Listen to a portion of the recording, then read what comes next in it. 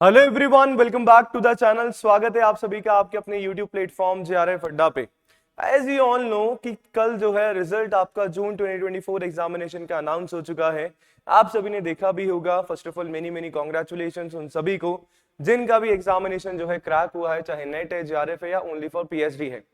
बात मैं करने वाला हूं आज के सेशन में जो दिसंबर 2024 की जो एस्पिरेंट्स हैं जो प्रिपरेशन कर रहे हैं, इस बार के कट ऑफ के बारे में कि हमारा जो कट ऑफ है इस बार का जेआरएफ का अपने पीक पे रहा 214 मार्क्स पे, जो कि कहीं ना कहीं if I compare from the last year हमारा सीधा सीधा जो है 20 मार्क्स ज्यादा है जनरल कैटेगरी में, राइट।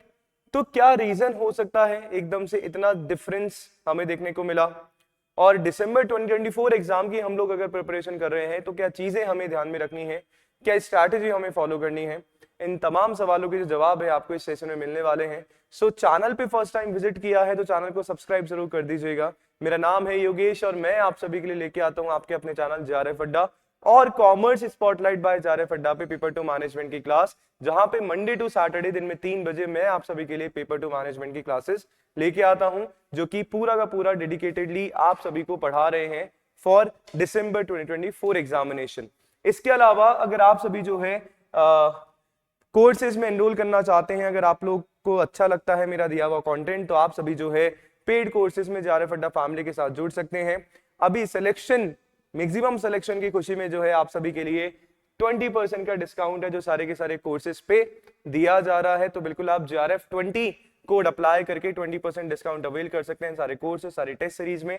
पेपर 1 प्लस मैनेजमेंट का कोर्स है अपना लाइव फाउंडेशन बैच जेआरएफ अड्डा प्रीमियम बैच में आप लोग एनरोल करवा सकते हैं, जहां पे इन सारे फीचर्स के साथ जो है आप सभी को बिल्कुल लाइव क्लासेस का जो है यहाँ पे लेने का चांस जो है मिल जाता है। चलो तो शुरू करते हैं सेशन को। जिस चीज के बारे में आप लोग आए हैं, जिस चीज को सुनने आप सभी आए हैं कि सर हाई कट ऑफ हमारा रहा था, तो क्या क्या रीजन हमारे इसके हो सकते हैं। तो गाइस जैसा कि एज यू ऑल नो इस बार का जो हमारा रिजल्ट है ना 3 कैटेगरी में आया है sir, JRF, net and only for PhD. अब आप बोलोगे कि सर ये तो चीज हमें पता है, आप क्यों बता रहे हो।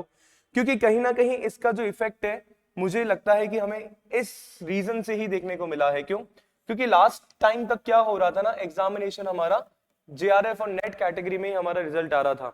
फिर अभी जब जून एग्जामिनेशन हमारा हुआ था उससे पहले हमें नोटिफिकेशन देखने को मिला मार्च में अराउंड, कि अब से क्या होने वाला है कि नेट का जो आपका स्कोर होगा वो पीएचडी एग्जामिनेशन के लिए भी कहीं ना कहीं एलिजिबल होने वाला है। यानी कि जो भी आपकी नेशनल यूनिवर्सिटीज हैं वो अलग से एंट्रेंस एग्जामिनेशन नहीं कराएंगी, आपका जो नेट का स्कोर है पीएचडी के लिए भी कहीं ना कहीं आपका एलिजिबल माना जाएगा। ठीक है भाई, ऐसा हुआ। तो यानी कि जो स्टूडेंट्स कहीं ना कहीं ये वाली कैटेगरी के थे जो यूजीसी नेट एग्जामिनेशन यूजुअली नहीं देते थे, तो कहीं ना कहीं वो भी इस कैटेगरी में आ गए यूजीसी नेट एग्जामिनेशन में। और रिजल्ट में हमें देखने को मिला कि इस बार जो है आपका 11 लाख अप्रोक्स जो है कहीं ना कहीं एस्पिरेंट रजिस्टर्ड हुए आपकी यूजीसी नेट एग्जामिनेशन के लिए, और हमें जो अटेंडेंस मिली अप्रोक्स 80% जो है स्टूडेंट्स जो है अटेंड या अपीयर्ड हुए आप सभी जो है इस एग्जामिनेशन के लिए यूजीसी नेट में री एग्जाम में। ठीक है, अब आप इसमें से देखेंगे कि जिनका नेट हुआ है ना गाइस, अराउंड जो है 50,000 एस्पिरेंट्स हैं जिनका ओनली नेट एग्जामिनेशन हुआ है। आप देखेंगे 11 लाख रजिस्टर्ड हुए, 80% हमारी जो है अटेंडेंस वहां पे रही, और उसमें से ओनली 50,000 अराउंड स्टूडेंट्स का ही कहीं ना कहीं क्या हुआ है, नेट हुआ है। उसमें से अगर आप देखेंगे कि सर जेआरएफ आपका जो हुआ है ना वो अराउंड 5,000 यानी कि 4,000 और कुछ है, 5,000 से भी कम है, इतने जो है स्टूडेंट्स का कहीं ना कहीं आपका जेआरएफ हुआ है। ठीक है, अब सर ऐसा क्यों? क्योंकि आपको ये चीज पता होनी चाहिए क्या सर कि एनटीए ने अपना क्राइटेरिया सर फिक्स रख रखा है कि हमें जो है जितने भी बच्चे आ रहे हैं और जो टॉप हमारे स्टूडेंट्स हैं उनका सर 6 to 7% का हमें नेट यहाँ पे देना है, और उसमें से भी अराउंड अप्रोक्स 1% का जो है कहीं ना कहीं क्या होगा, जेआरएफ के लिए सिलेक्शन होगा। तो सर इनको तो क्या करना है, 1% जेआरएफ ही देना है। नंबर ऑफ कैंडिडेट ज्यादा हो रहे हैं, कंपटीशन जो है कहीं ना कहीं ज्यादा बढ़ रहा है, इंक्रीज हो रहा है। तो सर जो प्रीवियस हमारी कट ऑफ थी उससे ज्यादा तो कर सर कहीं ना कहीं आपको कंपटीशन को कम करने के लिए, या मैं बात कहूं अपने इस क्राइटेरिया को बना के रखने के लिए आपको मैक्सिमम जो है कट ऑफ कहीं ना कहीं आपको बढ़ानी पड़ेगी, which is good also according to me, क्योंकि कॉम्पिटिशन ज्यादा है सर। हम लोग केवल सोचते हैं और हमारा पड़ोस वाला वो करके भी दिखा देता है, ठीक है। कुछ ऐसे होते हैं कि हम केवल बोले जाते हैं, कुछ होता नहीं है। कुछ ऐसे होते हैं साइलेंट लर्नर जो बिना बोले बहुत कुछ कर जाते हैं, है ना। आई होप जो चीज मैं आपको समझाना चाह रहा हूँ आप समझ पा रहे होंगे, बिकॉज अब जो सिचुएशन हमारी बन गई ना सर, ऐसी नहीं है कि हम लोग, ठीक है, मैनेजमेंट का पेपर का पैटर्न हमें इस बार देखने को मिला, थोड़ा सा चेंज हमें देखने को मिला, है ना। हम ये भी नहीं बोल सकते कि पेपर हमारा बिल्कुल सिंपल लेवल का आया था इसलिए हमारा कट ऑफ आया गया है। सर पेपर बैलेंस था, वी कांट से कि पेपर बहुत ज्यादा सिंपल था या बहुत ज्यादा हाई लेवल का था, मॉडरेट लेवल का अच्छा खासा हमारा पेपर था, बैलेंस था, हर कोई उसको अटेम्प्ट कर पा रहा था, राइट। तो पर सर कट ऑफ 214 का सर यही चीज है कि सर आपको देखना है कंपटीशन डे बाय डे ज्यादा इंक्रीज हो ही रहा है और हमें केवल इतना रिजल्ट 6% और 1% देना है। तो हमें हमारी थोड़ी सी जो नॉलेज है उसको एनहेंस करना पड़ेगा, उसको बढ़ाना पड़ेगा कि सो दैट हम भी 6% और 1% में आ पाए। ये सीधी सी चीज है। अब सर इसके लिए क्या करें, what should we do next? Sir next आपको क्या करना है, थोड़ा सा अब आपको स्ट्रैटेजी वाइज जो है कहीं ना कहीं जाना है ना। हार्डवर्क और स्मार्ट वर्क दोनों आपको करना है। मैं यही बोलूंगा, ना केवल स्मार्ट वर्क से चीजें पॉसिबल, ना केवल हार्ड वर्क से पॉसिबल है। सर दोनों का मिक्सचर आपको कहीं ना कहीं करना है। जहां पे लगता है कि हार्ड वर्क की जरूरत है सर हार्ड वर्क भी करना है, जहां पे आपको लगता है कि सर स्मार्ट वर्क की जरूरत है तो वो भी आपको करना है। तो आपको करना क्या है, बेसिकली एक टास्क जो है मैं आपको दे रहा हूं। मैंने पहले भी आप सभी को बताया है, सेशन मैंने इसके लिए आप सभी का लिया था। पेपर टू मैनेजमेंट थोड़ा सा आपको एनालिसिस करना है। और सर कौन कौन से पेपर एनालिसिस आप सभी को करने हैं? एक जो हमारा अभी अगस्त एग्जामिनेशन ऑनलाइन वाला हुआ है वो पेपर जो है आपको कहीं ना कहीं देखना है। इसके बाद जो है हमारा जून वाला पेपर जो आया था, ठीक है सर, ठीक ठाक पेपर था वो, एक बार देख लेंगे प्रैक्टिस के लिए, ठीक है। दिसंबर 2023 एग्जामिनेशन का जो पेपर है सर एक बार उसको एनालिसिस करना है। साथ में जून 2023 एग्जामिनेशन का पेपर एनालिसिस करना है, यानी कि 4 पेपर आपके पास हो गए। अब सर क्या बेनिफिट हमें होगा गाइज, यहां से आपको देखने को मिलेगा सबसे पहले कि पैटर्न क्या आपका यूजीसी नेट एनटीए जो है कहीं ना कहीं फॉलो कर रहा है, किन टॉपिक से जो है मेजरली और मैक्सिमम जो है क्वेश्चंस कहीं ना कहीं पूछे जा रहे हैं, सो दैट दिसंबर 2024 की प्रिपरेशन करने में हमें कहीं ना कहीं क्या है एक हेल्प मिल जाए। सही बात है। नेक्स्ट आपको क्या टास्क करना है सर, टॉपिक्स जो है आप लोगों ने लिख लिए। अब थोड़ा सा हार्डवर्क करते हुए सर आपको स्मार्ट वर्क करना है और आपको ये देखना है कि सर कौन से टॉपिक्स मैक्सिमम एग्जामिनेशन में पूछे गए हैं और इन टॉपिक से तो मतलब क्वेश्चन आना बनता ही है, बनता। जैसे मैंने पेड स्टूडेंट्स को भी बताया था, पूरा का पूरा उनको सिनारियो पूरा चार्ट दिया है कि सर ये कुछ ऐसे टॉपिक्स हैं जिनको हम अगर छोड़ के जाते हैं तो बहुत ही कहीं ना कहीं गड़बड़ वाली बात चीजें हो जाती है। और मैंने उनको भी यही बोला है कि सर इस बार का हमारा जो टारगेट है, यानी कि इस बार को जो जेआरएफ हमारा है वो 214 मार्क्स पे हो रहा है जनरल कैटेगरी का।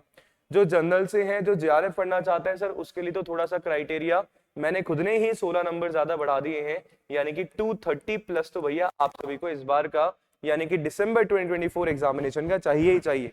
क्यों चाहिए? बिकॉज आप देखेंगे कि सर 11 लाख जो है रजिस्टर्ड इस बार हुए और ये नंबर कहीं ना कहीं डेफिनेटली आगे बढ़ने वाला है और डेफिनेटली आगे बढ़ेगा तो सर जो कहानी मैंने अभी आप पूरा का पूरा बताया ये डेफिनेटली रिपीट होगी। पर हमें इतना करना है कि सर हम इतने एफर्ट्स लगा लें सो दैट हम कहीं ना कहीं इस कैटेगरी में आ जाएं दिसंबर 2024 एग्जामिनेशन के लिए। अच्छा बात ऐसी है, देखो रिजल्ट आप सभी का आया है और रिजल्ट कहीं ना कहीं कुछ आपको सिखाता है और रिजल्ट मुझे लगता है कि रिजल्ट ने आपको सिखाया है कि सर पेपर कैसे अटेम्प्ट करना है। अब इस बार जो हमने मिस्टेक करी है उसको नेक्स्ट टाइम हमें जो है रिपीट नहीं करना है। और एक और अच्छा आपके पास यहाँ पे एडवांटेज हो सकता है अगर आप इसको एज एन एडवांटेज ले कि सर हमें अब जीरो से स्टार्ट करने की नीड नहीं है, क्योंकि कुछ हद तक बहुत सारे ऐसे स्टूडेंट्स हैं उनका मैसेजेस आ रहा है कि सर हमारे जो है मेरे 140 मार्क्स आए हैं, मेरे 155 मार्क्स आ गए, मेरे 130 मार्क्स आए हैं, मेरे 133 मार्क्स आए हैं। तो भाई इतने तो आप लोग लेके आए हो ना, मैं बोल रहा हूँ अब जीरो से शुरू करना नहीं है सर, इसके आगे आपको देखना है कि सर मेरे अगर 140 मार्क्स आए हैं तो मेरे को जो है 220 तक इसको 230 तक इसको कैसे लेके जाना है वो अपन को कहीं ना कहीं डिसाइड करना है। और वो कैसे होगा? जब रेगुलर सेल्फ स्टडी आप लोग करोगे, which is really very important. Mock paper जो है डेफिनेटली आप लोग को देना है। बहुत सारे स्टूडेंट्स बोलते हैं कि सर ठीक है मैंने 1 मॉक दिया 2 मॉक दिया, नहीं सर मिनिमम 10 मॉक तो आपको देने ही देने हैं। और उनसे आपको सीखना है कि कोई क्वेश्चन अगर नहीं आ रहा है तो उसका वो क्यों मुझे नहीं आया, है ना, उसको रिवाइज करना है उस पर्टिकुलर टॉपिक को जाके। उस क्वेश्चन के, और नेक्स्ट टाइम के लिए उसको तैयार कर लेना है उस कंसेप्ट को।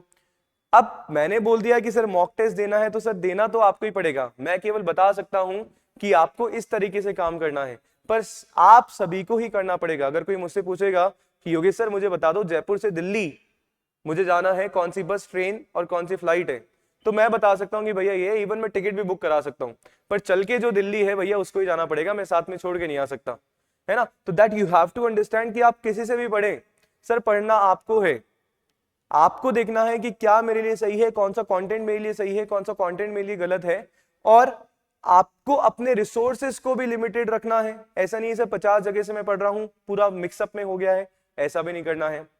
इन शॉर्ट मैं यही बोलना चाहूंगा, अभी जो है मेहनत करने का टाइम है, क्योंकि अभी फेस्टिव सीजन भी हमारा चल रहा है, शुरू हो चुका है, दिवाली है कुछ दिनों बाद, फिर शादी वाला सीजन हमारे इंडिया में चालू हो जाएगा, और इस बीच आपके एग्जामिनेशन आ जाएंगे।